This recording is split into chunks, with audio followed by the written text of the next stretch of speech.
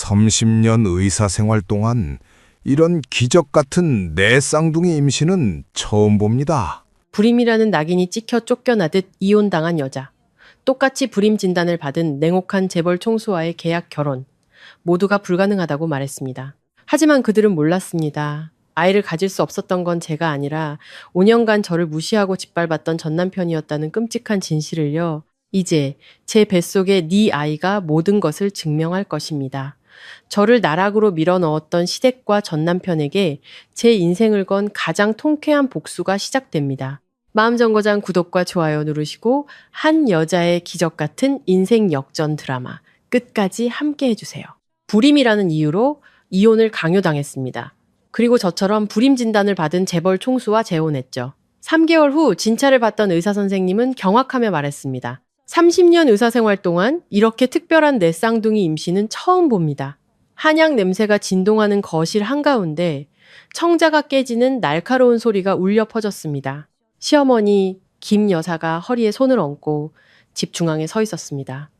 그 얼굴엔 살기가 가득했죠. 그녀는 반질반질한 대리석 바닥으로 찻잔 세트를 쓸어버리며 제 얼굴을 똑바로 가리키고 이를 갈았습니다. 그녀는 제가 쓸모없는 여자라며 박씨 가문의 복을 다 쓸어가는 재앙 덩어리라고 악에 바친 목소리로 소리쳤습니다. 저는 그 자리에 얼어붙은 채 테이블 모서리에 긁혀해진 옷자락만 세게 움켜쥐었습니다. 지난 5년 저는 이 집에서 무급 가사 도우미 신세로 살았습니다. 계단 하나하나를 닦는 것부터 식구들 입맛에 딱 맞는 따뜻한 새끼 식사를 차리는 일, 그리고 류머티즘으로 쑤시는 김 여사의 다리를 밤새 주무르는 일까지 며느리의 도리를 다 했습니다. 하지만 돌아온 것은 제 배가 여전히 납작하다는 이유만으로 제사 때마다 받게 되는 경멸의 눈초리와 혹독한 비아냥뿐이었습니다.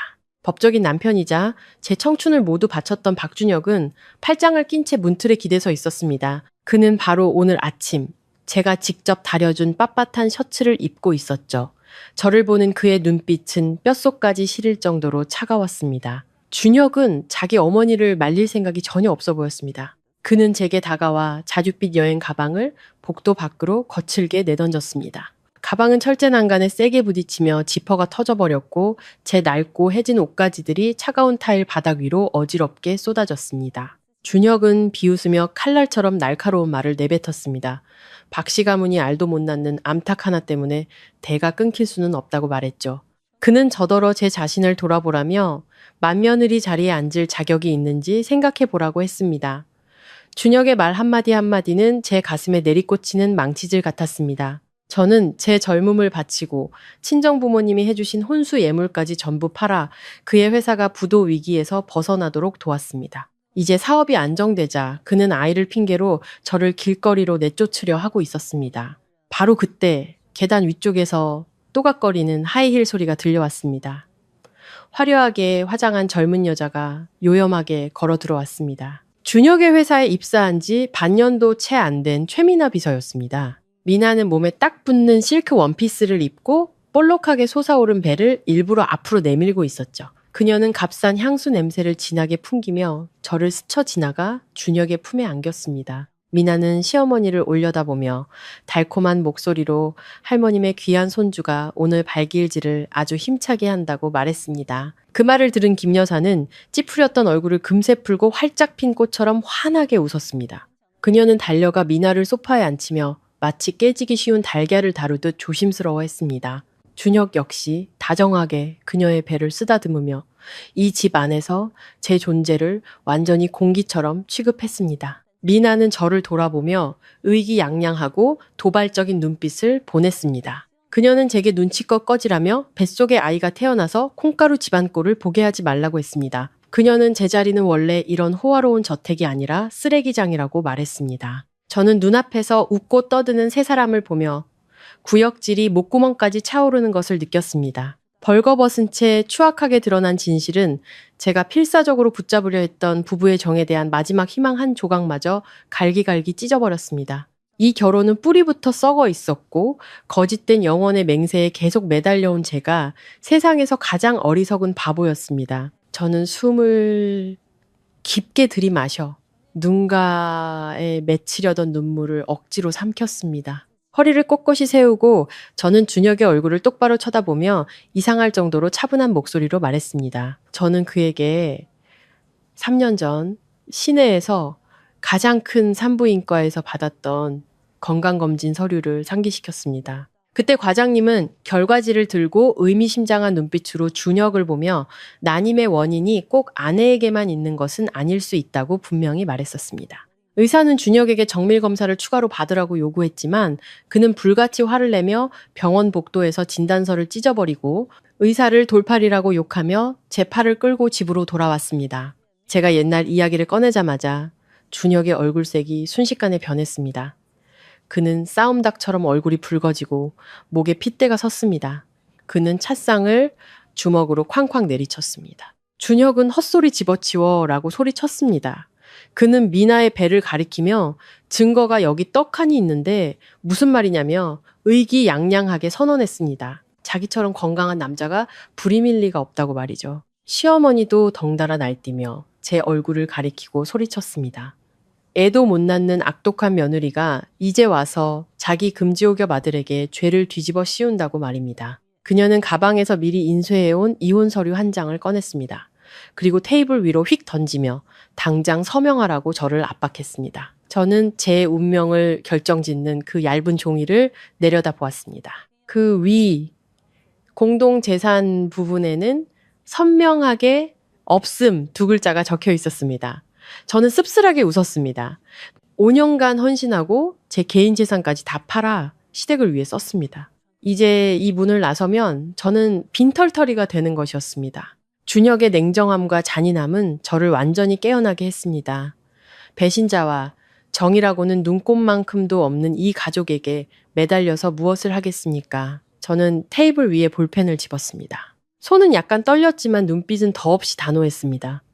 저는 펜을 내려 이혼 합의서 위에 단호하게 서명했습니다. 날카로운 글자 하나하나가 5년간 제 몸과 마음을 짓밟았던 이 악연을 끊어냈습니다. 서명을 마치고 저는 그 사람들을 다시는 쳐다보지도 않고 펜을 테이블 위로 던졌습니다. 저는 복도로 나가 바닥에 흩어져 있던 낡은 옷가지들을 하나하나 주워 잠금 장치가 망가진 여행 가방에 조심스럽게 다시 넣었습니다. 복도를 스치는 차가운 바람이 제 어깨까지 내려오는 머리카락을 흩날렸습니다.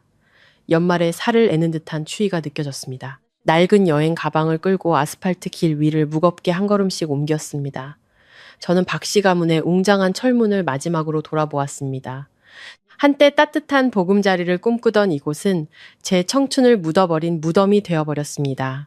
저는 고개를 높이 들고 걸었습니다. 이 순간부터 저 이서연은 오직 나 자신을 위해 살 것이며 다시는 누구 앞에서도 고개 숙이지 않을 것입니다. 날이 어둑해지고 저는 낡은 여행 가방을 끌고 친정 부모님이 사시는 낡은 빌라촌 입구에 도착했습니다. 수십 년 전에 지어진 건물은 벽에 이끼가 끼고 군데군데 페인트가 벗겨져 있었고 가파른 계단은 어둡고 늘 퀴퀴한 곰팡이 냄새가 났습니다. 계단 입구에 막 들어섰을 때 저는 이 동네에서 입 가볍기로 소문난 옆집 아주머니와 마주쳤습니다.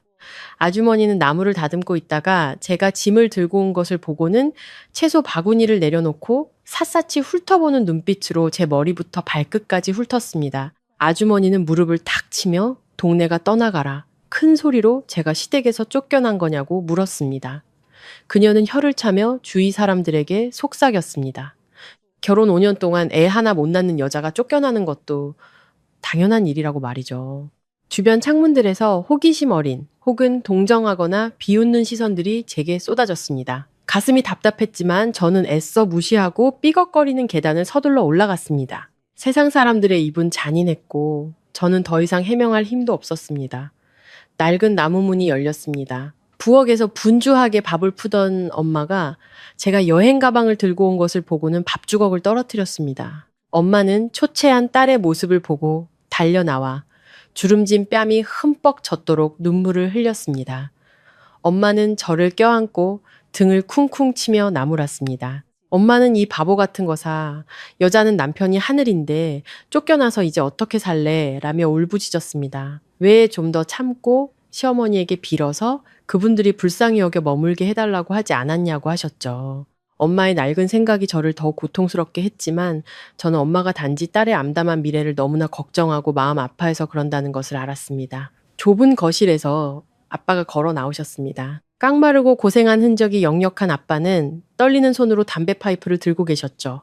아빠는 담배를 끄고 다가와 제 손에서 여행 가방을 받아 벽 한쪽에 세워두셨습니다. 아빠는 꾸짖지도 탓하지도 않고 그저 무겁게 한숨을 한 번 내쉬었습니다. 아빠는 제 어깨를 두드리며 낮고 또렷한 목소리로 말씀하셨습니다. 내 딸은 내가 키운다. 그 집에서 필요 없다면은 아빠한테 오면 돼. 죽이 되든 밥이 되든 같이 먹고 살면 되지. 굴욕당하면서 살 필요 없어. 그날 저녁 식사는 데친 두부와 된장찌개가 전부였지만 지난 5년간 먹었던 그 어떤 식사보다 따뜻했습니다. 30제곱미터도 안 되는 좁은 방에 앉아 희끗희끗한 아빠의 머리와 빨갛게 부어오른 엄마의 눈을 보며 저는 피가 맺히도록 입술을 깨물었습니다. 저는 마음속으로 맹세했습니다. 소처럼, 말처럼 이래서라도 반드시 성공해서 부모님께 효도하고 저를 짓밟았던 자들이 두 눈을 똑똑히 뜨고 보게 만들겠다고. 한 달이라는 시간이 흘렀고 낡은 빌라에서의 생활은 점점 더 숨막히게 다가왔습니다. 제가 쓰레기를 버리러 나가거나 시장에 갈 때마다 이웃 아주머니들의 캐묻는 눈빛과 수군거리는 소리를 견뎌야 했습니다. 엄마는 제 일 때문에 완전히 쇠약해지셨습니다. 밤마다 뒤척이며 한숨을 쉬셨고 눈물로 베개를 적셨습니다. 엄마는 딸이 남편에게 버림받았다는 소문, 게다가 애도 못 낳는다는 소문까지 감당하기 힘들어 하셨습니다. 저 때문에 부모님이 나쁜 소문에 시달리는 것을 참아 볼 수 없어서 저는 조용히 모든 것을 감내했습니다. 엄마는 사방에 부탁하며 어떻게든 저를 다시 시집 보내 조용히 일을 마무리하려는 희망으로 중매쟁이를 찾기 시작했습니다. 어느 날 저녁 이 동네에서 중매로 유명한 화아줌마라는 분이 집까지 찾아왔습니다. 화아줌마는 엄마를 집 한쪽 구석으로 끌고 가 신비로운 말투로 속삭였습니다. 아주 좋은 혼처가 하나 있는데 집안 수준은 맞지 않지만 제 처지에는 특별히 잘 맞는 상대라고 했습니다. 상대는 35살의 강태준, 유명한 태성그룹의 총수였습니다. 그의 가문이 소유한 자산은 수조 원에 달했죠. 하지만 그 완벽한 남자는 선천적 불임이라는 치명적인 결함을 가지고 있었습니다. 화아줌마는 태준의 성격이 매우 냉정하고 무자비해서 집안에서 소개해준 수많은 교수들을 겁먹게 해서 쫓아냈다고 했습니다. 태성 가문에서는 세상의 눈을 가리고 재계에 떠도는 악의적인 소문을 잠재우기 위해 얌전하고 분수를 아는 며느리가 절실히 필요하다고 했습니다. 그 말을 들은 엄마는 마치 금이라도 캔 듯 기뻐했습니다. 엄마는 아이 문제로 절망한 두 사람이 만나는 것이 가장 합리적이라고 생각했습니다. 무엇보다 제가 더 이상 먹고 사는 걱정을 하지 않아도 된다는 점이 중요했죠. 엄마의 울고불고 애원하는 모습에 저는 결국 선을 보겠다고 고개를 끄덕였습니다. 만남은 5성급 호텔 최고층에 있는 최고급 레스토랑에서 잡혔습니다. 저는 옷장에서 가장 멀쩡한 옷을 꺼내 입었습니다. 색이 바를 때까지 빨았던 옅은 색의 원피스였죠. 화려한 크리스탈 샹들리에가 빛나는 웅장한 호텔 로비에 들어서자 저는 위축되지 않을 수 없었습니다. 제 자신이 너무나 이질적이고 초라하게 느껴졌습니다. 극심한 불안감이 밀려왔습니다. 파탄난 결혼 생활의 잿더미에서 막 빠져나온 저 같은 여자가 과연 바다처럼 깊은 저 재벌가의 세계를 감당할 수 있을까? 하지만 부모님의 걱정스러운 눈빛을 떠올리며 저는 숨을 깊게 들이쉬고 예약된 테이블을 향해 고개를 들고 걸어갔습니다. 저는 레스토랑의 가장 조용하고 구석진 자리에 앉아 기다렸습니다. 정확히 저녁 7시 키가 큰 남자의 그림자가 나타나 샹들리에에서 쏟아지는 빛을 가로막았습니다. 강태준이었습니다. 그는 완벽하게 재단된 검은색 수제 정장을 입고 있었고 다부진 체격과 넓은 어깨를 돋보이게 했습니다. 그의 얼굴은 얼음 조각처럼 날카롭고 차가운 선을 가지고 있었고 깊고 날카로운 눈빛이 온기 하나 없이 저를 훑었습니다. 태준은 맞은편 의자를 빼서 앉았습니다. 그의 압도적인 분위기에 주변 공기가 얼어붙는 듯 했습니다. 그는 인사치레 없이 바로 본론으로 들어갔습니다. 그는 두꺼운 서류 뭉치를 테이블 위에 놓고 금장 뚜껑이 달린 만년필을 제 쪽으로 밀었습니다. 그의 목소리는 낮고 단조롭고 무감정했습니다. 태준은 분명하게 말했습니다. 그는 가문과 이 사회의 출산 압박에 대응하기 위한 위장 안에 완벽한 병풍이 필요하다고. 그는 우리 사이에 사랑은 절대 없을 것이며 잠자리나 아이는 더더욱 없을 것이라고 단호하게 선언했습니다. 제 존재는 상업적인 계약에 지나지 않는다고 했습니다. 저는 떨리는 손으로 서류를 펼쳤습니다. 그것은 정확히 3년간의 결혼 계약서였습니다. 조항들은 냉정할 정도로 명확하게 적혀 있었습니다. 매달 저는 생활비로 500만 원을 제 계좌로 직접 받게 될 것입니다.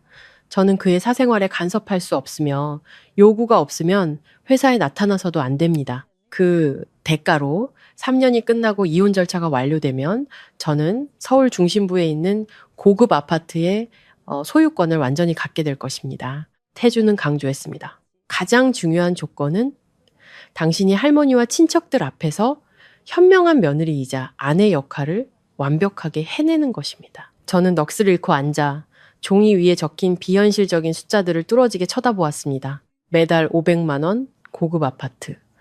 이 재산은 제가 평생 남의 집에서 일해도 꿈도 꿀 수 없는 것이었습니다. 비만 오면 물이 새는 낡은 빌라를 생각하고 굽은 아버지의 등과 잠 못 이루는 엄마의 밤을 생각하며 저는 이를 악물었습니다. 제 자존심은 박준혁의 가족에게 이미 형체도 없이 짓밟혔습니다. 이제 가족의 평안을 위해 마지막 남은 자존심마저 싸게 팔아 넘기기로 했습니다. 그것 또한 제가 치러야 할 대가일 것입니다.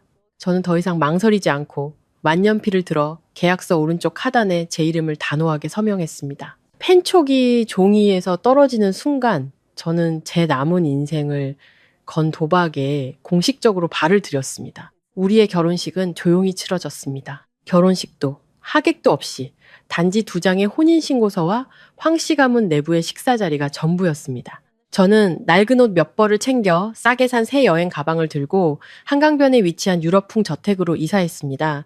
집은 성처럼 거대하고 웅장했습니다. 정원에는 값비싼 꽃과 나무가 가득했고 집안에는 수많은 도우미들이 분주하게 움직였습니다. 옛날의 좁은 집과는 하늘과 땅 차이인 환경에 저는 며칠이 지나서야 겨우 익숙해질 수 있었습니다. 비록 계약상의 명목상 부부였지만 저는 제 자신을 쓸모없는 사람처럼 의지하며 살도록 내버려 두지 않았습니다. 박씨 집안에서 당했던 굴욕과 노동 착취와는 달리 이곳에서는 집사부터 모든 직원에게 절대적인 존중을 받았습니다. 하지만 저는 예전의 생활 습관을 유지했습니다. 저는 하인들이 모든 것을 챙겨주는 것을 거절했습니다. 매일 아침 일찍 일어나 직접 집안을 돌보고 거실에 놓을 신선한 꽃꽂이를 정성껏 하고 특히 직접 부엌에 들어가 저녁 식사를 준비했습니다. 저는 부모님이 자주 해주시던 소박하고 정겨운 시골 음식들을 떠올리며 직접 마트에 가서 가장 신선한 재료를 골라 요리했습니다. 태주는 극도로 바쁜 사람이었습니다. 아침에는 해가 뜨기도 전에 집을 나섰고 늦은 밤에야 지친 얼굴로 희미한 접대 술 냄새를 풍기며 돌아왔습니다. 그는 약속대로 극도로 냉정했고 거리를 유지했습니다. 우리는 각방을 썼습니다. 제 이름으로 된 보조신용카드는 매달 일일 한 푼의 오차도 없이 꽉 채워졌습니다. 큰돈을 손에 쥐고 제가 가장 먼저 한 일은 교외에 깨끗하고 번듯한 단독주택을 임대해 부모님을 그곳으로 모시는 것이었습니다. 소문 많은 낡은 빌라를 벗어나자 부모님의 깊게 팬 주름진 얼굴에 점차 미소가 돌아왔습니다. 저는 이 비단처럼 화려하지만 고독한 세계에서 분수를 지키며 조용히 사는 법을 배우기 시작했습니다. 저녁에 태준이 집에 돌아오면 저는 항상 따뜻한 해장국 한 그릇과 빳빳하게 다려진 잠옷 한 벌을 그의 침대 위에 준비해 두었습니다. 우리는 거의 대화를 나누지 않았고 가끔 식당에서 마주쳐도 그저 가볍게 고개를 끄덕이며 인사하는 것이 전부였습니다. 하지만 저는 슬프지 않았습니다. 제 위치를 잘 알고 있었으니까요. 저는 높은 보수를 받으며 맡은 일을 훌륭하게 해내고 있는 직원이었습니다. 이 넓고 텅 빈 저택에서 지금의 고요한 평화는 폭풍 같은 날들을 보낸 제게 하늘이 내려준 너무나 큰 은총이었습니다. 시간은 쏜살같이 흘러 어느덧 제가 태성 가문의 며느리가 된 지 거의 한 달이 되어가고 있었습니다. 매일의 사소한 디테일들이 저와 태준 사이의 건조한 관계에 미묘한 변화를 만들어냈습니다. 예전에 그는 손님 접대나 회사에서 간단히 식사를 해결하기 위해 저녁 식사를 거른다고 자주 연락했습니다. 하지만 최근 들어 태준이 집에 와서 저녁을 먹는 횟수가 점점 늘어났습니다. 어떤 날은 비가 억수같이 쏟아졌는데 그의 차가 정확히 저녁 6시 30분에 현관 앞에 멈춰서는 것을 보았습니다. 제가 막 뜨끈한 갈치조림을 식탁에 올리는 순간이었죠. 저는 여전히 기사님이 매일 아침 사다 주는 가장 신선한 재료로 직접 요리하는 것을 유지했습니다. 식탁에는 값비싼 산해진미나 상어, 지느러미 요리 같은 거는 없었습니다. 그저 달큼한 된장찌개, 새우젓에 찍어 먹는 삼겹살 수육, 혹은 고소하고 매콤한 갈치조림 뿐이었죠. 처음 그 소박한 밥상을 보았을 때 태주는 살짝 미간을 찌푸리며 의아하고 의심스러운 눈빛을 보였습니다. 하지만 첫 갈치 한 조각을 입에 넣었을 때 그의 씹는 동작이 느려졌습니다. 그날 저녁 입맛이 까다롭던 그 남자는 밥을 3공기나 비웠습니다. 그는 젓가락을 내려놓고 냅킨으로 입을 닦으며 평소보다 훨씬 부드러운 목소리로 말했습니다. 음식이 아주 입에 맞는다며 정말 오랜만에 제대로 된 집밥 맛을 찾은 것 같다고 했습니다. 어느 주말 저녁, 저는 거실 소파에 앉아 아버지께 보내드릴 회색 목도리를 부지런히 뜨고 있었습니다. 태준이 위층에서 물 한 잔을 들고 내려왔습니다. 그는 잠시 멈춰서서 저를 한참 동안 바라보았습니다. 대바늘이 부딪히는 소리가 넓은 저택의 정적을 깨뜨렸습니다. 태준은 다가와 짙은 붉은색 벨벳으로 포장된 선물 상자를 찻상 위에 놓았습니다. 그는 헛기침을 하며 오늘 행사에 갔다가 파트너에게 받은 선물인데 자신은 쓸 일이 없어 저에게 준다고 했습니다. 상자 뚜껑을 열자 그 안에는 매우 정교한 흑진주가 박힌 머리핀이 들어 있었습니다. 아마 이 모든 일은 태성그룹 창립 기념일 밤에 모든 규칙을 깨는 사건이 일어나지 않았다면 그저 조용한 관심으로만 남았을 것입니다. 그날 밤 태주는 만취 상태로 집에 돌아왔습니다. 비틀거리는 걸음걸이, 정장에는 진한 양주 냄새가 배어 있었죠. 저는 황급히 달려가 태준을 부축하고 그의 큰 몸을 힘겹게 침실로 옮겼습니다. 저는 조심스럽게 그의 겉옷을 벗기고 이불을 덮어준 뒤 부엌으로 내려가 해장국 한 그릇을 데워왔습니다. 제가 막 몸을 숙여 한 숟가락씩 떠먹여주려 할 때 태준이 갑자기 손을 뻗어 저를 세게 끌어당겼고 저는 그의 넓고 뜨거운 가슴팍으로 쓰러졌습니다. 술기운에 취해 그 냉정한 총수의 껍질은 완전히 부서져 내렸습니다. 그날 밤 오랫동안 억눌러왔던 감정과 술기운이 더해져 우리는 흑백의 계약서 한계를 넘어 서로에게 빠져들었습니다. 다음 날 아침에 깨어났을 때 커튼 사이로 비치는 햇살이 방 안의 공기를 숨막히게 만들었습니다. 태주는 침대 머리에 등을 기댄 채 헝클어진 머리를 쓸어 넘겼습니다. 그의 얼굴에는 당혹감과 자책감이 역력했습니다. 그는 헛기침을 하며 어젯밤 일은 잊어달라고 술기운에 벌어진 의도치 않은 사고일 뿐이라고 말했습니다. 저는 입술을 깨물고 조용히 고개를 끄덕인 뒤 옷을 챙겨 밖으로 나왔습니다. 절대로 어떤 환상도 품지 말자고 스스로에게 다짐했습니다. 화창하고 시원한 일요일 아침이었습니다. 저는 집사에게 집안 청소를 잘 부탁하고 시골에서 올라오시는 태준의 할머니를 맞이할 작은 파티 재료를 준비하기 위해 집 근처 수입식료품 마트로 향했습니다. 태준의 비서는 그의 지시에 따라 제게 명품 옷으로 가득 찬 옷장 하나를 따로 맞춰주었습니다. 이 병풍 아내가 밖에 나가서 태성그룹의 체면을 깎지 않도록 하기 위함이었죠. 저는 비치색의 심플한 실크 원피스를 골라 입었습니다. 디자인은 단순했지만 세련되고 우아한 느낌을 주었고 발뒤꿈치를 편안하게 감싸자 감싸는 낮은 굽의 구두를 신었습니다. 술 취한 그 밤의 어색함이 아직 남아 있었기에 저는 태준과 마주치는 것을 피하기 위해 일부러 일찍 집을 나섰습니다. 주말 마트는 꽤 붐볐습니다. 저는 카트를 끌고 신선한 과일 코너를 돌며 샤인머스켓 몇 송이와 탐스러운 흰 딸기 한 팩을 신중하게 고르고 있었습니다. 바로 그때 제 귀 바로 옆에서 날카롭고 시큼한 목소리가 들려왔습니다. 그 여자는 제 이름을 큰 소리로 부르며 비꼬는 듯한 말투로 길게 느려 말했습니다. 저는 깜짝 놀라 돌아보았습니다. 최미나가 박준혁의 팔짱을 끼고 바로 제 앞에 서 있었습니다. 미나의 배는 이제 눈에 띄게 불러 있었습니다. 그녀는 눈부신 스팽글이 달린 인부복을 입고 팔에는 붉은 금팔찌를 가득 차고 있었죠. 준혁은 몸에 딱 붙는 명품 티셔츠를 입고 이마에 선글라스를 걸친 채 매우 거만해 보였습니다. 준혁은 선글라스를 내리며 경멸 가득한 시선으로 제 머리부터 발끝까지 훑었습니다. 그는 비웃으며 비아냥거리는 말투로 물었습니다. 요즘 무슨 일을 하기에 감히 부자들이나 오는 이런 마트에 발을 들이냐고. 혹시 어느 재벌가에서 일하면서 장보기를 대신해 주는 거냐고요. 옆에 서 있던 미나도 맞장구를 치며 입을 가리고 킥킥거렸습니다. 그녀는 제가 막 고른 딸기 팩을 집어들고 이리저리 가격표를 보더니 입을 삐죽이며 폄하했습니다. 미나는 제 면전에 대고 말했습니다. 남편에게 쫓겨나 빈털터리가 된 재수없는 여자가 무슨 돈으로 수입 과일을 먹냐고요. 저더러 도매시장에 가서 상한 과일이나 주워 먹는 게 네 처지에 맞다고 충고했습니다. 제 안에 피가 즉시 부글부글 끓어올랐습니다. 저는 미나의 손에서 딸기 팩을 빼앗아 제 카트에 세게 던져 넣었습니다. 저는 허리를 꼿꼿이 세우고 턱을 치켜든 채 이 뻔뻔한 남녀의 얼굴을 똑바로 쳐다보며 강철처럼 차갑고 날카로운 목소리로 말했습니다. 저는 준혁에게 그 더러운 입을 다물라고 했습니다. 공공질서 문란죄로 경비원을 불러 두 사람을 쫓아내게 만들지 말라고요. 저는 미나의 얼굴을 똑바로 가리키며 뱃속의 아이를 위해 입조심해서 덕을 쌓으라고 충고했습니다. 준혁은 제가 예전처럼 두려워하며 움츠러들지 않고 오히려 소리치며 맞서는 것을 보고 애인 앞에서 체면을 구겼다고 느꼈습니다. 분노가 치밀어 올랐습니다. 그는 욕설을 내뱉으며 건장한 팔을 휘둘러 이 많은 사람들이 보는 앞에서 제 뺨을 후려치려 했습니다. 준혁의 팔이 무서운 기세로 제 얼굴을 향해 날아왔습니다. 저는 눈을 질끈 감고 본능적으로 팔을 들어 막으려 했지만 고통스러운 따귀는 내려오지 않았습니다. 대신 우두둑 하는 마른 소리와 함께 준혁의 처절한 비명이 들려왔습니다. 저는 눈을 번쩍 떴습니다. 어느새 키가 크고 우람한 등이 제 앞을 가로막고 있었습니다. 태준이었습니다.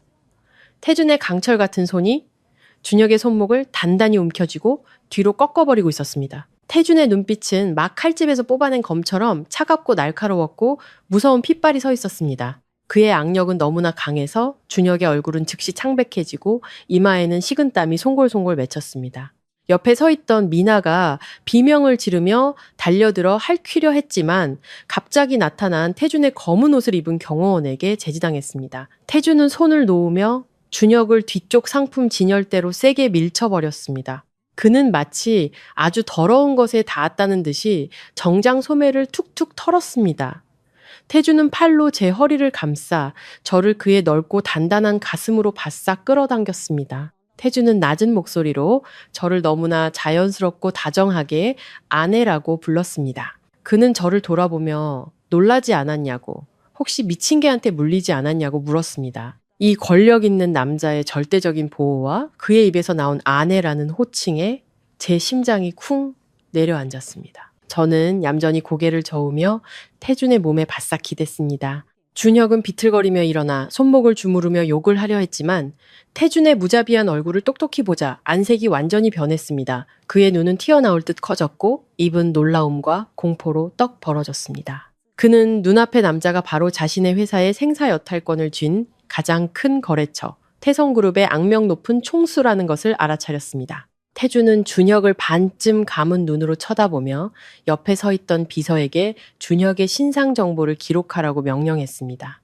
동시에 모든 거래 계약을 즉시 파기하고 준혁의 회사를 전체 시스템에서 영구적으로 블랙리스트에 올리겠다고 선언했습니다. 준혁은 그 말을 듣고 마치 마른 하늘에 날벼락을 맞은 듯 두 무릎이 후들거리며 타일 바닥에 그대로 주저앉았습니다.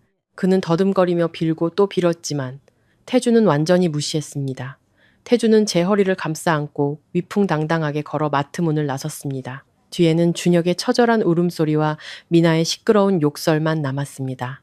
부드럽게 움직이는 롤스로이스 차 안에 앉아 제 어깨에서는 여전히 태준의 강한 팔에서 전해지는 온기가 느껴졌습니다. 제 인생에서 처음으로 한 남자에게 온 마음을 다해 보호받는다는 것이 어떤 느낌인지 알게 되었습니다.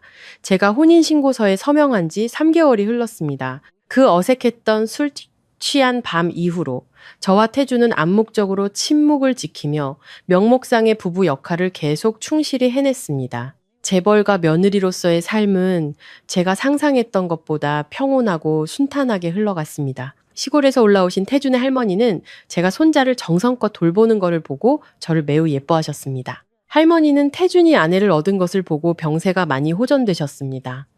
할머니가 시골로 돌아가신 후 우리의 생활은 다시 원래 궤도로 돌아왔습니다. 비록 저와 태준 사이의 거리는 상당히 좁혀졌지만요. 눈부신 햇살이 쏟아지는 어느 아침, 저는 평소처럼 일찍 일어났습니다. 어젯밤 태주는 외국 손님 접대로 술을 꽤 많이 마셨기 때문에 오늘 아침 저는 그가 속을 풀 수 있도록 소고기 야채죽을 끓이기로 했습니다. 저는 부엌에 서서 김이 모락모락 나는 향긋한 죽을새 하얀 사기 그릇에 조심스럽게 담고 있었습니다.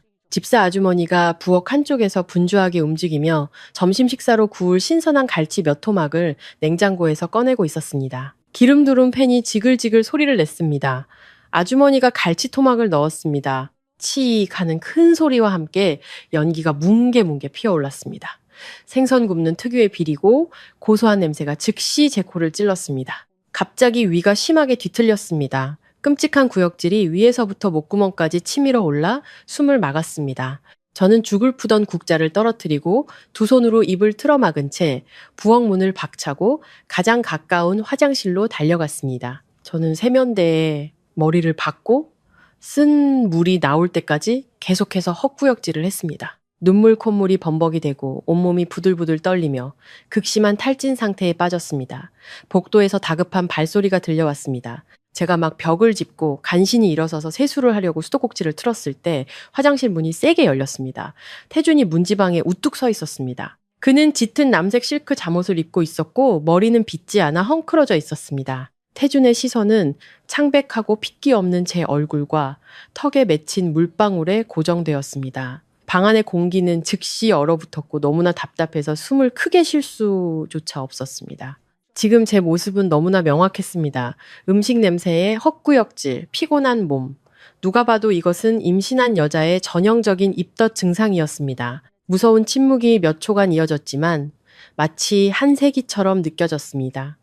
태준의 얼굴은 당혹감에서 점차 어둡게 변해갔습니다. 그의 눈에는 붉은 핏발이 서며 끔찍한 분노가 들끓었습니다. 태준은 두 걸음 다가와 제 손목을 세게 움켜쥐었습니다. 너무나 강한 힘에 뼈가 부서질 것 같았습니다. 그는 저를 차가운 대리석 벽으로 밀어붙이며 분노와 극심한 실망이 뒤섞인 목소리로 울부짖었습니다. 태준은 누구애야? 라고 윽박질렀습니다. 그는 이를 갈며 전 남편 박준혁과 몰래 만난 거냐? 아니면 밖에서 다른 더러운 놈과 놀아난 거냐고 다그쳤습니다. 그 잔인하고 가혹한 말들은 수천 개의 바늘이 되어 제 고막을 꿰뚫는 것 같았습니다. 태주는 자신이 선천적 불임 진단을 받았다는 것을 잘 알고 있었습니다. 비록 우리 사이에 그 술 취한 밤에 선을 넘는 사고가 있었지만 태주는 자신이 절대 아빠가 될 수 없다고 굳게 믿고 있었습니다. 따라서 제가 갑자기 입덧 증상을 보이는 것은 그의 생각 속에서 단 하나의 설명밖에 없었습니다. 저는 난잡하고 사기꾼 같은 여자이며 이 저택 안에서 버젓이 남편에게 바람을 피웠다는 것, 극심한 공포가 덮쳐와 저는 흐느껴 울기 시작했습니다. 눈물이 얼굴을 흠뻑 적셨습니다. 저는 태준의 소나기에서 벗어나려고 애쓰며 고개를 들고 그의 눈을 똑바로 쳐다보았습니다. 제 마음은 깨끗했고 두려울 것이 없었습니다. 저는 큰 소리로 대답했습니다. 하늘의 맹세코, 계약을 절대 배신하지 않았다고, 태성 가문에 발을 들인 날부터 다른 어떤 남자와도 교류하거나 가까이 지낸 적이 없다고 분명히 말했습니다. 저는 그에게 그 술 취한 밤을 상기시키며 제 모든 것을 걸고 결백을 주장했습니다. 하지만 태주는 어떤 해명도 들으려 하지 않았습니다. 그의 이성은 상상 속의 배신감에 불타버렸습니다. 태주는 제 손목을 놓고 한 걸음 물러서며 저를 역겨운 쓰레기 보듯 쳐다보았습니다. 그는 제게 당장 옷을 갈아입으라고 명령했습니다. 태준의 목소리는 지극히 냉정하고 단호했습니다. 그는 더 이상 제 변명을 들을 가치도 없다며 병원에 데려가 확인하겠다고 했습니다. 만약 이 아이가 진짜라면 저와 그 내연남에게 가장 끔찍한 대가를 치르게 할 것이라고, 죽는 것보다 못한 삶을 살게 해주겠다고 맹세했습니다. 태주는 등을 돌려 빠르게 방을 나갔고 저는 억울함에 가슴이 찢어지는 듯한 고통을 느끼며 타일 바닥에 주저앉았습니다. 롤스로이스가 바람을 가르며 질주해 국내 최대의 국제산부인과 병원 정문 앞에 멈춰 섰습니다. 오는 내내 태주는 제게 한마디도 하지 않았습니다. 차 안의 공기는 폭발할 듯이 답답했습니다. 비서가 미리 특별 VIP 진료실을 예약해 두었습니다. 우리가 로비에 들어서자마자 이 분야 최고 권위자인 김 원장님이 직접 나와 기다리고 있었습니다. 태주는 원장님을 날카로운 눈빛으로 쳐다보며 가장 종합적인 산정 검사와 두 사람의 DNA 검사를 즉시 시행해달라고 요구했습니다. 저는 간호사의 모든 지시에 얌전히 따랐습니다.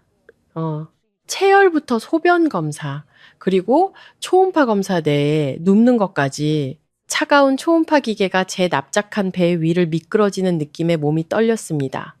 저는 두 손을 모으고 기도했습니다. 이것이 그저 단순한 소화 불량이기를. 복도에서 태주는 계속해서 담배를 피웠습니다. 담뱃재가 바닥에 흩어져 있었고 그의 얼굴에는 살기가 가득했습니다. 이 시간의 기다림은 마치 사형 집행을 기다리는 것처럼 더디고 긴장되었습니다. 마침내 김 원장님의 진료실 문이 열렸습니다. 원장님이 서류 뭉치를 들고 밖으로 나왔습니다. 평소의 침착한 모습과는 달리 원장님의 얼굴은 창백했고 이마에는 땀이 송골송골 맺혀 있었으며 걸음걸이가 약간 비틀거렸습니다. 그는 떨리는 걸음으로 태준 앞에 다가와 초음파 사진을 내밀었습니다. 김 원장님은 헛기침을 하며 가슴속에서 끓어오르는 감정을 억누르려 애썼습니다. 그는 떨리고 경이로운 목소리로 제가 임신 11주 차라고 알렸습니다. 뿐만 아니라 이거는 매우 드문 넷쌍둥이 임신이라고 강조했습니다. 태주는 그 자리에 얼어붙었고 손에 들고 있던 담배가 바닥으로 툭 떨어졌습니다. 그는 뒤에 첨부된 DNA 검사 결과지를 낚아챘습니다. 김 원장님은 말을 이었습니다. 혈통 검사 결과를 상세히 설명했죠. 태아와 태준 사이의 DNA 일치율은 99.99%였습니다.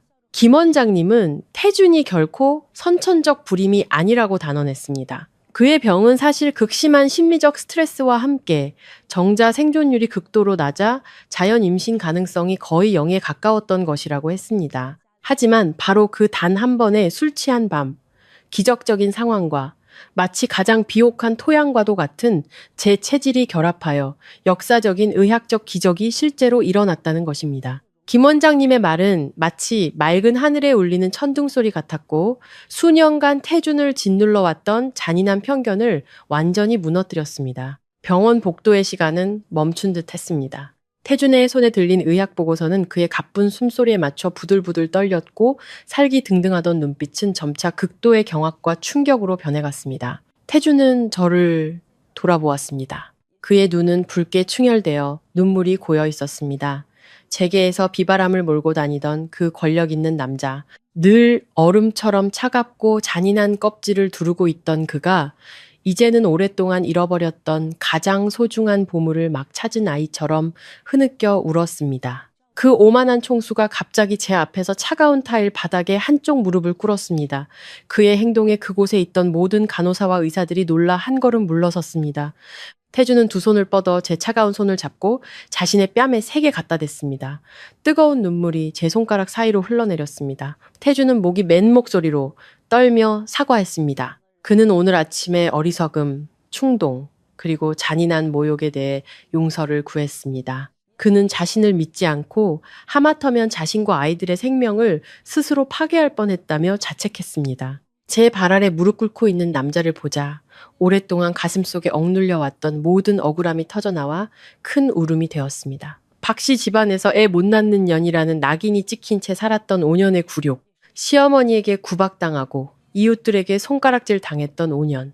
마침내 이 진단서 한 장이 제게 씌워진 모든 억울한 죄명을 씻어주었습니다. 저는 쓸모없는 사람이 아니었습니다. 저는 완전히 정상이었고 심지어 태성 가문의 네 핏줄을 품고 있었습니다. 저는 고개를 끄덕이며 태준의 날카로운 얼굴 위로 흐르는 눈물을 닦아주었습니다. 갑자기 태준이 벌떡 일어나 많은 사람들이 보는 앞에서 제 허리를 감싸 안고 번쩍 들어올렸습니다. 그는 병원 문을 향해 길고 단단한 걸음을 옮겼고 마치 값을 매길 수 없는 보물을 안고 있는 것처럼 저를 조심스럽게 다루었습니다. 롤스로이스 뒷좌석에 앉자 태준은 저를 품에 꼭 껴안고 제 이마와 머리카락에 끊임없이 입을 맞추었습니다. 그 따뜻한 보호를 느끼며 저는 이 가짜 결혼 계약이 이 기적이 나타난 순간부터 공식적으로 찢어졌다는 것을 깨달았습니다. 제가 내 쌍둥이를 임신했다는 소식은 마른 초원의 불길처럼 번져나갔습니다. 어디서 들었는지 예전 이웃이던 그 수다쟁이 아주머니가 제가 산부인과에 간 것을 알게 되었습니다. 아주머니는 즉시 박씨 집으로 달려가 준혁 모자에게 모든 것을 떠벌렸습니다.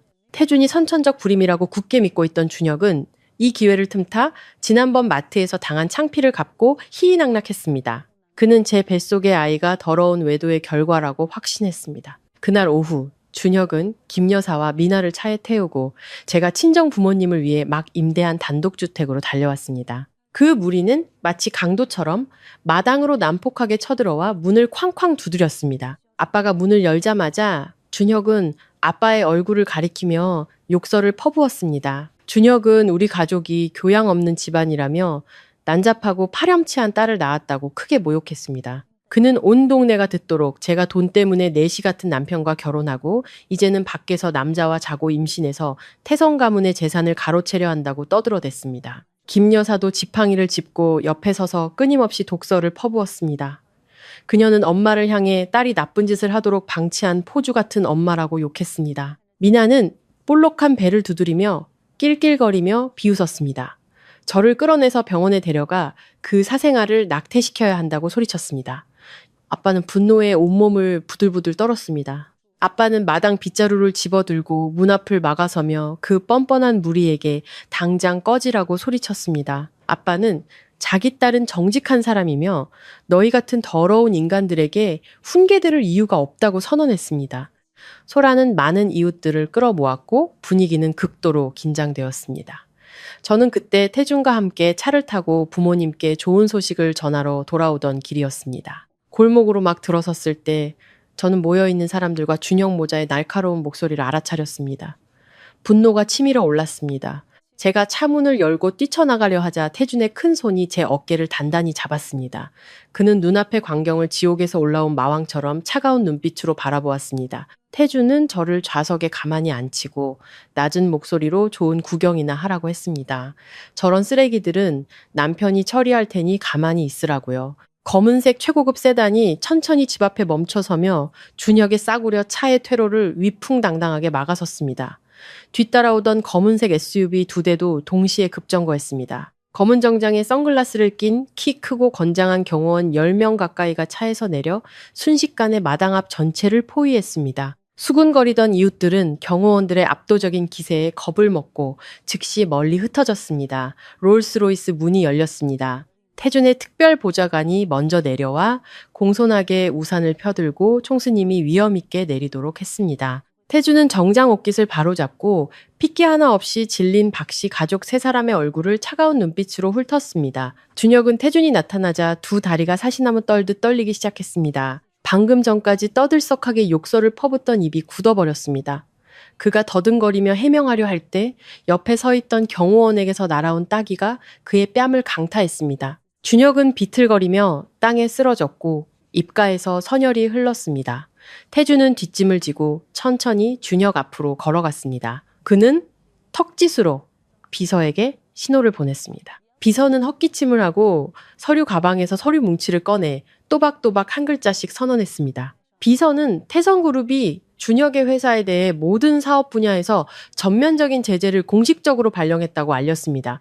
모든 파트너사, 은행, 공급업체들이 태준의 지시에 따라 일제히 계약을 해지했습니다. 내일부터 준혁은 수백억 원의 빚더미에 앉게 될 것입니다. 소송과 파산은 확실한 일이었습니다. 김 여사는 청천벽력 같은 소식을 듣고 두 눈이 뒤집히며 손에 쥐고 있던 지팡이가 땅에 떨어졌습니다. 그녀는 너무 큰 충격을 견디지 못하고 그 자리에서 바로 기절해 쓰러졌습니다. 미나는 겁에 질려 몸을 웅크리고 한마디도 하지 못했습니다. 태준은 몸을 숙여 극도의 경멸이 담긴 눈으로 준혁을 쳐다보았습니다. 그는 준혁에게 가장 쓰라린 진실을 알려주었습니다. 태준은 똑똑히 선언했습니다. 서연의 뱃속에 있는 아이는 바로 자신의 핏줄이며 DNA 검사 결과가 모든 것을 증명했다고. 그는 준혁에게 다시는 그 더러운 얼굴을 들이밀어 자기 아내를 괴롭히지 말라고 경고했습니다. 그렇지 않으면은 결과는 파산으로 끝나지 않을 것이라고. 준혁은 땅에 무릎을 꿇고 머리를 조아리며 울고불고 애원했지만 태주는 차갑게 등을 돌려 집으로 들어갔습니다. 뒤에는 자기가 뿌린 씨앗에 쓴 열매를 맛보는 소인배만 남았습니다. 박씨 집안이 일으킨 풍파는 태성그룹의 강력한 개입 아래 빠르게 잠잠해졌습니다. 저는 임신 6개월 차에 접어들었습니다. 네, 쌍둥이를 임신한 거는 제 몸에 상상을 초월하는 엄청난 부담을 주었습니다. 배는 남산만해졌고 팽팽한 복부 피부에는 붉은 튼살이 징그럽게 퍼져 매우 가려웠습니다. 두 발과 종아리는 코끼리 다리처럼 부어올라 걷는 것조차 매우 힘들었습니다. 매일 밤 저는 베개를 높이 쌓고 앉아서 잠을 자야 했습니다. 바로 눕거나 옆으로 누우면 숨이 막혀 가슴이 짓눌리는 것 같았기 때문입니다. 제가 위험한 임신 기간을 힘겹게 버티는 것을 보며 태주는 완전히 다른 사람으로 변했습니다. 일에 미쳐 살던 그 총수는 모든 해외 출장을 취소했습니다. 그는 서재에 있던 거대한 책상을 제 침실 한쪽 구석으로 옮기라고 명령했습니다. 매일 서류 작업을 마친 후 태주는 직접 생강과 약초, 소금을 넣은 따뜻한 물대야를 침대 옆으로 가져왔습니다. 그는 제 부어오른 발을 정성껏 씻겨주고 관절 하나하나를 마사지해 주었습니다.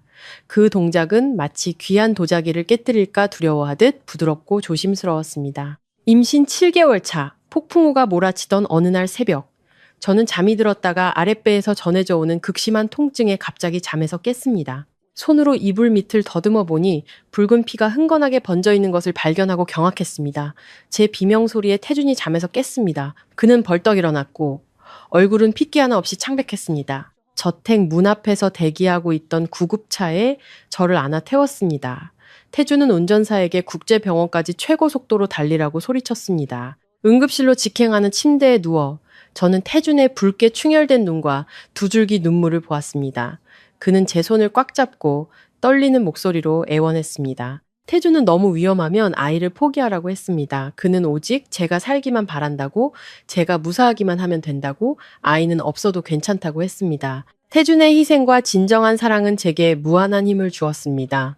저는 입술을 깨물고 단호하게 고개를 저었습니다. 제 목숨과 맞바꾸더라도 뱃속에서 끈질기게 버티고 있는 4명의 작은 아이들을 지켜야 한다고. 응급실 문이 닫히고 그 키 큰 남자는 대기 의자에 주저앉아 극심한 절망과 걱정 속에서 두 손으로 머리를 감쌌습니다. 최고의 의료진의 신속한 조치 덕분에 저는 태아를 안전하게 지킬 수 있었지만 출산일까지 병원에 입원하여 엄격한 관찰을 받아야 한다는 지시를 받았습니다. 태주는 제가 조용히 태교에 전념할 수 있도록 병원의 VIP 병동 전체를 빌렸습니다. 모든 것이 순조롭게 흘러가는 듯 했던 어느 늦은 오후, 제 병실에서 멀지 않은 특별 응급실에서 갑자기 시끄러운 욕설과 고함, 그리고 물건이 깨지는 소리가 들려왔습니다. 복도에서 뜨거운 물을 받아오던 집사 아주머니가 황급히 달려 들어왔습니다. 겁에 질린 얼굴로 상황을 전했죠. 아주머니는 옆 병실 환자가 다름 아닌 최민아라고 했습니다. 그녀는 방금 하혈로 인한 유산 때문에 응급수술을 받았다고 합니다. 원인은 미나가 몰래 클럽에 가서 춤추고 술에 취해 싸움에 휘말렸다가 누군가에게 밀려 계단에서 굴러 떨어졌기 때문이었습니다. 뱃속의 아이는 살릴 수 없었지만 끔찍한 일은 거기서 끝나지 않았습니다. 미나에게 수혈하기 위해 혈액 검사를 하는 과정에서 의사들은 준혁과 교차 검사를 진행했습니다. 결과는 아이의 혈액형이 준혁과 전혀 일치하지 않는다는 것이었습니다. 비뇨기과 전문의는 직접 준혁을 조용한 방으로 불러 잔혹한 사실을 통보했습니다. 정밀 검사 결과지를 손에 든 의사는 한숨을 쉬며 준혁이 선천적으로 정관이 없는 매우 희귀한 질병을 앓고 있다고 분명히 밝혔습니다. 이것은 그가 100% 불임이며 절대 아버지가 될 수 없다는 것을 의미했습니다. 미나가 오랫동안 품고 있던 태아, 그가 소중히 여기고 자랑하며 저를 모욕하는 데 사용했던 그 아이는 사실 미나가 클럽에서 만난 내연남과의 관계에서 생긴 결과물이었고 그는 그저 껍데기 아빠가 될 뻔했던 것입니다. 제가 박씨 집안에서 5년 내내 짊어져야 했던 모든 죄, 정신적인 학대, 애 못 낳는 년이라는 낙인과 모진 말들이 마침내 밝혀졌습니다. 인과응보는 누구도 피해갈 수 없었습니다. 운명은 준혁 가족의 오만함과 악랄함에 치명적인 일격을 가했습니다. 귀한 옥을 스스로 내던지고 진흙더미를 들인 자들의 추악한 민낯을 폭로한 것입니다. 진실은 마치 원자폭탄처럼 터져 준혁의 마지막 남은 존엄성마저 산산조각 냈습니다. 그는 미친 듯이 회복실로 달려가 미나의 뺨을 세차게 때리며 그녀를 더러운 년이라고 욕했습니다. 미나도 가만히 있지 않았습니다. 이미 아이를 잃고 폭행까지 당한 그녀는 즉시 본색을 드러냈습니다. 그녀는 준혁의 얼굴을 똑바로 가리키며 되려 욕을 퍼부었습니다. 쓸모없는 내시 같은 놈, 파산해서 빚더미에 앉은 주제에 무슨 자격으로 자기 아이 아빠 노릇을 하려 드냐고요. 준혁이 간호사들에게 끌려나간 틈을 타 미나는 준혁의 은행카드에 남아있던 얼마 안 되는 잔고를 모두 인출하고 짐을 챙겨 그날 밤 바로 종적을 감췄습니다. 돈도 잃고 바람까지 맞은 준혁은 미쳐 날뛰며 병원 경비원들과 싸움을 벌였습니다. 경찰이 출동해 그를 제압하고 경찰서로 연행했습니다. 공공질서 문란과 상해죄로 15일간 구류 처분을 받았습니다. 차가운 유치장에서의 15일은 번지르르 하던 사장을 수염이 덥수룩하고 초췌한 폐인으로 만들어 놓았습니다. 준혁이 석방되던 날 하늘이 무너져 내리는 것 같았습니다. 그들 모자의 유일한 재산이던 상가주택은 은행에 의해 압류되었습니다. 그는 파트너사로부터 계약 위반으로 손해배상 소송을 당했습니다. 과거 그토록 악랄했던 김 여사는 회사 파산, 손주 이름, 아들 수감, 집에서 쫓겨남 등 연이은 충격에 뇌경색으로 쓰러졌습니다. 그녀는 법원 앞에서 쓰러져 반신불수가 되었고 말 한마디도 할 수 없게 되었습니다. 준혁은 늙은 어머니를 등에 업고 시커먼 하수구가 흐르는 강변의 비좁고 축축한 단칸방으로 이사해야 했습니다. 돈도 없고 직업도 없고 거대한 빚더미와 죽음만 기다리는 늙은 어머니를 짊어진 준혁은 인생의 가장 어둡고 막다른 길에 다다랐습니다.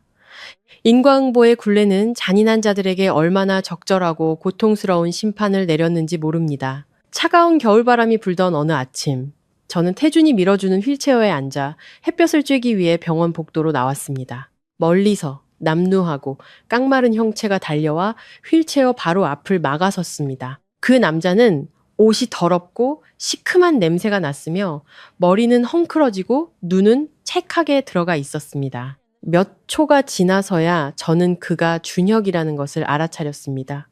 경호원들이 즉시 그를 제압하려 했지만 저는 손을 들어 막았습니다. 이 비열한 자가 무슨 짓을 하려는지 보고 싶었습니다. 준혁은 차가운 시멘트 바닥에 두 무릎을 꿇었습니다. 그는 자기 뺨을 짝 소리가 나도록 세게 때렸고 입가에서는 피가 흘렀습니다. 그는 처절하게 울며 자신이 어리석었고 쓸모없는 내시였으며 눈이 멀어 내연녀의 말만 듣고 착한 아내를 해쳤다고 실토했습니다. 준혁은 땅에 머리를 박고 굴욕적인 눈빛으로 저를 올려다 보았습니다. 그는 5년간 함께 살았던 부부의 정을 봐서 응급실에서 죽어가는 김 여사의 수술비를 위해 3천만 원만 빌려달라고 애원했습니다. 제 발 아래 무릎 꿇고 있는 원수를 보며 제 마음은 가을 호수처럼 고요했고 한 점의 동정심도 잃지 않았습니다. 저는 준혁의 눈을 똑바로 쳐다보며 차갑고 평온한 목소리로 말했습니다. 저는 그에게 아빠가 사고로 입원했던 날을 상기시켰습니다. 제가 그에게 병원비를 미리 내달라고 무릎 꿇고 빌었지만 그는 미나에게 명품 가방을 사주기 위해 냉정하게 거절했었죠. 제가 식중독으로 방에서 고통스러워하던 그 밤, 그는 옆방에서 유흥업소 여자와 통화하며 희희낙낙했습니다. 그리고 그 추운 겨울날, 그는 낡은 여행 가방을 내던지며 저를 빈손으로 문 밖으로 내쫓았습니다. 저는 또박또박 말했습니다. 저에게 그 부부의 정이라는 것은 이미 오래전에 썩어 문드러졌다고. 저는 그 돈을 자선단체에 기부하거나 길거리 유기견들에게 사료를 사주는 데 쓸지언정 당신네 가족 같은 배은망덕한 짐승들에게는 단 한 푼도 주지 않을 것이라고 저는 고개를 돌려 태준의 손을 가볍게 두드렸습니다. 총수님은 냉소적으로 웃으며 휠체어를 밀어 저를 호화로운 VIP 병실로 데려갔습니다. 텅 빈 복도를 따라 울려 퍼지는 준혁의 처절한 애원과 울음소리는 무시한 채 임신 8개월 차 태아가 너무 크고 내부 장기를 압박하여 김 원장님은 산모와 아이 모두의 안전을 위해 제왕절개 수술을 결정했습니다. 수술실 문이 닫히고 붉은 등이 켜졌습니다. 길고 긴 4시간 동안 태주는 뜨거운 솥 위에 개미처럼 복도를 서성였고 두 손을 깍지 낀 채 끊임없이 기도했습니다. 마침내 네 아이의 우렁찬 울음소리가 연달아 터져나와 긴장된 분위기를 깨뜨렸을 때 그 오만한 총수의 두 다리가 풀려 대기 의자에 주저앉았습니다. 저는 중환자실에서 깨어났습니다. 태준이 침대 옆에 앉아 붉게 부어오른 눈으로 제 손을 꽉 잡고 있었습니다. 그는 몸을 숙여 제 이마에 입을 맞추고 목이 메어 고맙다고 말했습니다. 4명의 작은 생명, 아들 둘, 딸 둘, 분홍빛 얼굴의 건강한 아이들이 인큐베이터 안에서 얌전히 누워 있었습니다. 제가 직접 낳은 이 작은 천사들을 보는 순간, 지난 수년간의 모든 고난과 역경이 연기처럼 사라지는 것 같았습니다. 3년 후, 한강변 저택의 푸른 잔디밭 위로 따뜻한 오후 햇살이 길게 드리워졌습니다. 통통하고 사랑스러운 내 아이가 색색의 풍선을 쫓아다니며 제잘거리며 뛰어놀고 있었습니다. 과거 재계에서 냉혹하기로 소문났던 총수 강태주는 이제 편안한 반팔 티셔츠 차림이었습니다. 한 손에는 젖병을, 다른 손에는 기저귀 팩을 들고 아이들을 쫓아다니며 세상에서 가장 다정한 목소리로 달래고 있었습니다. 그는 완벽한 육아 대디가 되었고 환한 미소가 항상 그의 입가에 머물렀습니다. 저는 나무 그네 의자에 앉아 국화차를 한 모금 마시며 평화롭고 만족스러운 기분을 만끽했습니다. 바로 그때 구불구불한 철제 담장 너머 낡은 주황색 작업복을 입은 환경미화원 한 명이 보도블록 위 쓰레기를 쓸고 있었습니다. 풍파에 시달려 등이 굽었고 얼굴은 늙고 고생한 흔적이 역력하며 깊은 주름이 패여 있었습니다. 바로 준혁이었습니다. 그는 빗자루질을 멈추고 흐릿한 눈으로 철문 틈새를 통해 우리 가족의 행복한 웃음소리가 넘치는 보금자리를 몰래 훔쳐보았습니다. 너무나 늦어버린 쓰라린 후회의 눈물 한 방울이 그의 검게 탄 뺨을 타고 흘러내렸습니다. 그는 자기 인생 최고의 여자를 스스로 내던졌고 이제 남은 평생을 사회의 가장 밑바닥에서 가난과 고독 그리고 자책 속에서 살아가야만 했습니다.